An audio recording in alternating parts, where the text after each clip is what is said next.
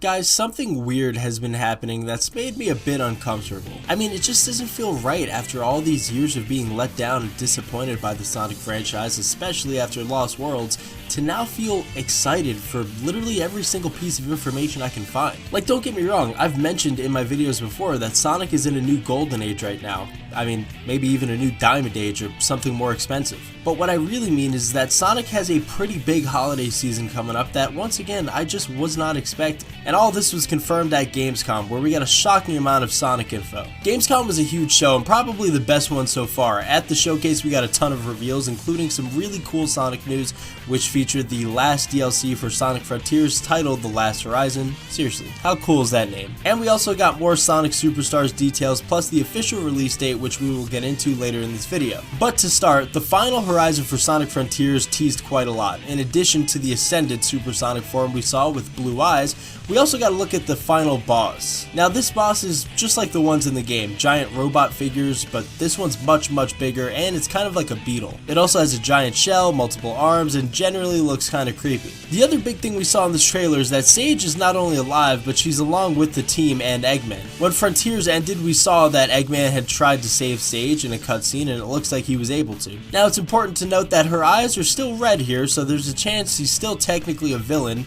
and on Eggman's side. However, this could change because we know how Sonic has had a big effect on her. Every time he said something that resonated with her, she turned gray and her eyes went blue. So yeah, the same blue that Sage's eyes would turn, that's what Sonic's eyes turned when he powered up in his Super Sonic 2, Super Saiyan Sonic 2, whatever you want to call it. Now, we really won't know what this form actually is until the DLC drops, but I do have a couple of theories. So Sonic in the end of Frontiers was essentially caged by the cybernetic energy and almost gone. I mean, his friends were able to break him free, but there was a second there where I thought he actually might be legitimately dead. But where there's a will, there's a way. Now, even though he was freed by his friends, there could be a chance he's permanently changed forever. I mean, he was so encaged by that cybernetic energy that he literally just froze still. And we have no idea what happened to him when he froze still. Did he pass out? Did he go into a cyber world inside of his mind? We have no idea. And how does this new power relate to Sage? Because for some reason, their eyes both have the same color. And the darkish reddish power-up aura that came around Sonic when he was powering up to Super Sonic 2 also looks a lot like Sage's colors naturally. And seeing how Sage is kind of a robot type, cybernetic type thing, which I'm not really sure exactly what she is, but she's kind of just this built robot type thing, there is a chance that this new power could be linked to Sage, which would set up an interesting sequel to Sonic Frontiers, which would probably be something like Sonic and Sage. I mean, seriously, I could see it now. Sonic and Sage getting their own solo game while the rest of the Sonic team is out and about doing God knows what. And that was kind of teased at the end of Sonic Frontiers. I mean, Tails, Amy, and Knuckles all kind of want to do their own thing, and that leaves Sonic free to go do his own thing.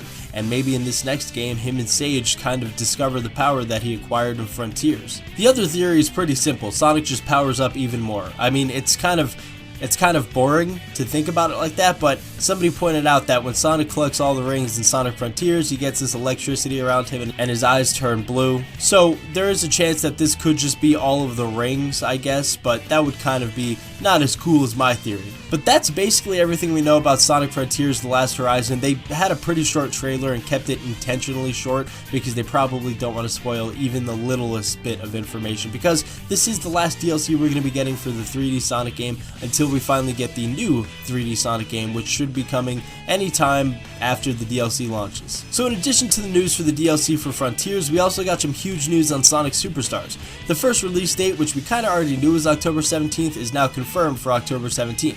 Which I thought there was a chance they could end up backing it up like Alan Wake 2 did, but they decided to stick to their guns, which shows a lot of confidence. We also got a very nice surprise to see the battle mode being confirmed for the game. So this battle mode may have some elements of Smash Bros where you go to a stage and start fighting each other with up to 4 players and an online mode. And in the trailer you can also see you can attach Knuckles to a character like that's not Knuckles. I mean, seriously, the Knuckles on Knuckles' hand can be attached to Amy or Tails or something. What a tongue twister. We also get to see some split screen 4-player battle mode action too, which is pretty nice to see, especially considering all the, hoopla about split screen and whether or not it's in or whether or not it's old fashioned. yada yada yada. But it is nice to see that Sega included split screen for those who do use it. And one of the best parts about this trailer is actually one of the cosmetic skins you can get. It's the original Sonic design skin. So when Sega was coming up with the legendary mascot, it came down to a hedgehog or a rabbit.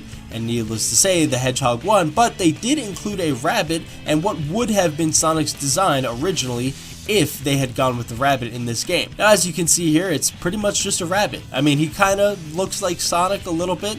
Kind of looks like Sega's spin on the Rabbids franchise, I guess. But yeah, this is Sonic's original design, and I gotta be honest with you, it's actually really cool that they even put this in the game. One of the last things we got to about Sonic Superstars is the digital pre-orders and what we get with these different editions. I myself bought the digital deluxe edition, so that means I get the Lego Fun Pack, the Sonic Rabbit skin, which is the original design for Sonic. We get mech parts for the battle mode, which is speaking to what I said earlier about how you can equip like Knuckles as Knuckles on somebody else. It's actually in a mech form, and you can also probably do that with a bunch of other things. Maybe you can equip a mech part to your leg, and you can even build a mech character. I mean, that is pretty cool. You also get bonus menu wallpapers and the digital art book plus the mini original soundtrack, which is awesome as well. And this digital deluxe edition goes for $70. The base game goes for $60, which is still pretty tippable by Sega. You know, a lot of companies are charging $70 for their games, but they're sticking to their guns and going with $60. So that is basically everything we know about Sonic Superstars and Sonic Frontiers. We are getting new DLC for Sonic Frontiers coming out September 28th, and Sonic Superstars is coming out less than a month after that, which is October 17th. It is a big holiday season once again for Sonic. It's surprising because you knew the final DLC was coming out, but I didn't put together what that actually meant until just now. I mean, 3D Sonic is getting a huge story expansion where you can play as Knuckles, Amy, and Tails. And he's also getting a cool new boss with an awesome new form.